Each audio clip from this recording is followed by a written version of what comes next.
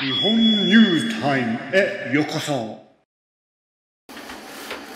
I came to Japan about 21 years ago, and I came here on a tourist visa.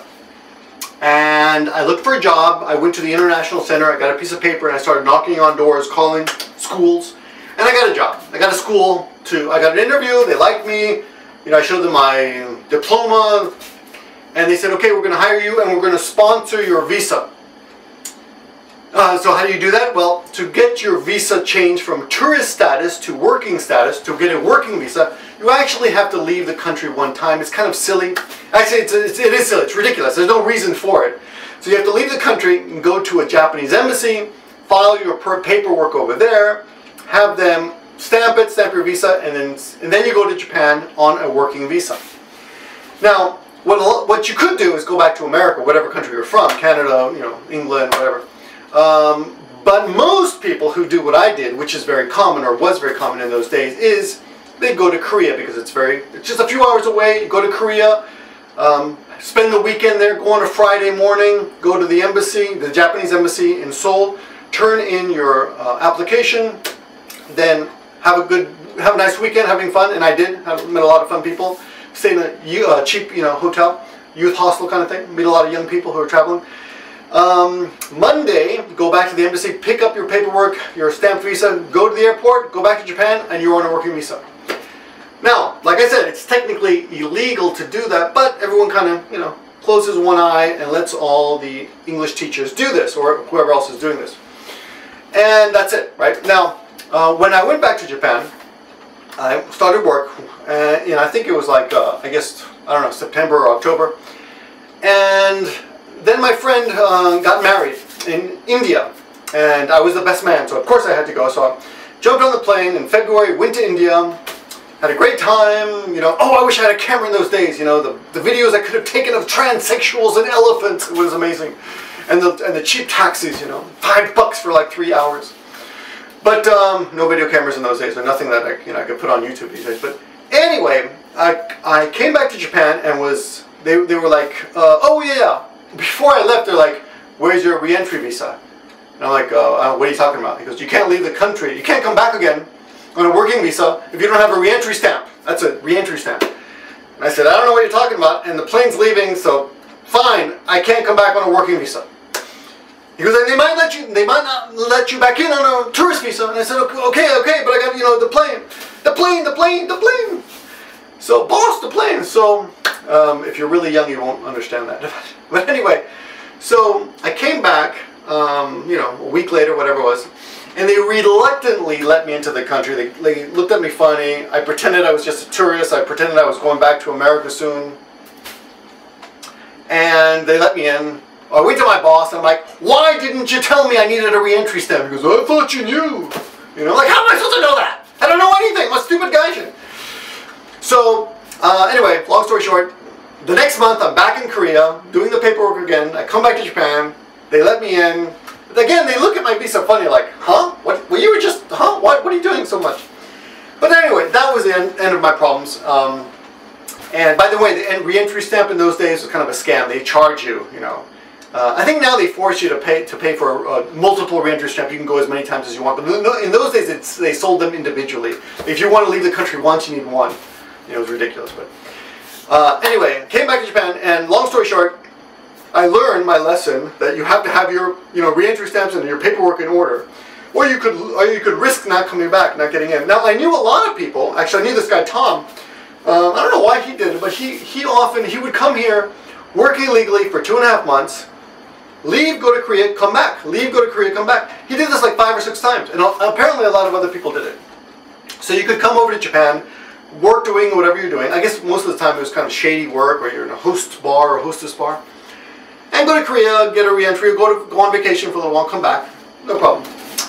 Anyway, why am I telling you this story? Because there is a big story that was published on the Economist homepage today by a guy named Christopher Johnson.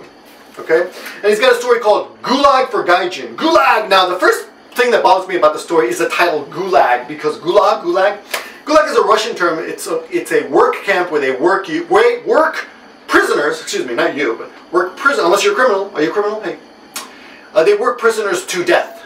That's what a gulag is. So this is not a gulag. This is just a detention center. It may be a miserable detention center, but it's not a gulag. It's like you know, comparing your experience with the Holocaust. Okay, it's kind of, you're doing an injustice with people who really survived survived gulags or lived in or died in gulags, whatever.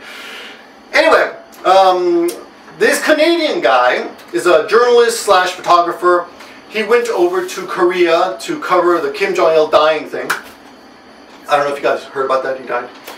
And he came back to Japan on the 24th of December last year. And basically he's on some watch list. They hassled him, and long story short, they kicked him out of the country. But not before he suffered getting, allegedly, right, getting money stolen, getting things stolen, being threatened with a gun. I'm going to shoot you if you don't get on the plane. They tried to make him pay what he claims exorbitant prices for an airplane fee, you know, airplane flight back, one-way ticket back home to Canada.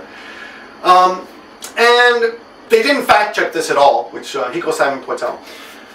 But the funny thing is that it's published at all, and there's a few things about it that don't make sense. Like his lawyer apparently told him, don't talk about your visa status. Why wouldn't you talk about your visa status unless it was okay? If I were kicked out of the country on my marriage visa, you know, I got a spousal, I guess it's called, I don't know what it's called, spousal visa. Then I would tell everyone, hey, I'm on a spousal visa, and they kicked me out, damn it, you know. Excuse me. These are, you know, examples. Okay. I would tell everybody if I were legal. So that of course makes you think that the guy must have been illegal. The guy must have, and people pointed this out, that apparently his last visa update was in 2008, and if you've been here a while, you can get a 3-year visa, so it's quite probable or possible that his visa expired. So he went over to Korea and came back. And on his blog, this guy talks on and on about people who have overstayed these visas, their visas, you know, and how, you know, only a third, he talks about this in a weird way, he talks about a third of them being deported. Like, really? That's all? Like, you would think all of them would be deported because they overstayed their visa, which is against the law, you know. I mean, why are you so up in arms about that, you know? So I tend to think that he overstayed his visa, or he came back in on a tourist visa, and they figured out what he was doing. They figured out he was working as a journalist and etc. So they figured, you're working on a tourist visa, you shouldn't be here, you're going back. The other thing that makes me doubt his story also is, although he's a journalist, he fudges some facts, or kind of lies about them in my opinion. He claims that going back to Canada would only cost 50,000 yen or 70,000 yen. But at that time of the year, getting a ticket just like that, no way in hell. I went back to New York City with my wife December 29th. Tickets cost us about 6,000 yen, okay?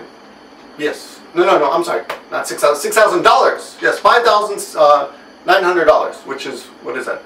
About gojuman? Yeah. Anyway, about. But if you're writing an article, you would not write about. You would write the exact number. Just put it in brackets, right? The exchange rate. It's pretty easy, right? He kind of fudges those facts. So, if you're going to fudge those facts, it makes me kind of, you know, think the whole story, it puts the whole story in a kind of a, you know, shady light for me. So I don't really believe all of it. However, Hikosaemon points out on his blog, and I've got links to everything I'm talking about below, other countries do the same thing, and it's actually worse in other countries. And I'm sure if we look at all the other countries, it's you know, we can find instances of people dying or people being hassled. Yeah, maybe Japan is a little stricter than other countries, but in the end, if you are breaking the law, if your paperwork is not in order, you will be screwed. So when you come here, make sure that everything is in order. When you come here, if you're coming on a tourist visa to look for a job, by all means do so. But don't tell people I'm looking for a job. Come into the country, say I'm just visiting my friend Victor. You know, he lives in Nagoya. Come, you know, you can use me as your alibi. Not really. If any policemen are using this, that's humor. Yeah, I'm joking. Yeah, it's a joke. But make sure your paperwork is in order. If you leave the country and come back, you know, make sure everything's above board.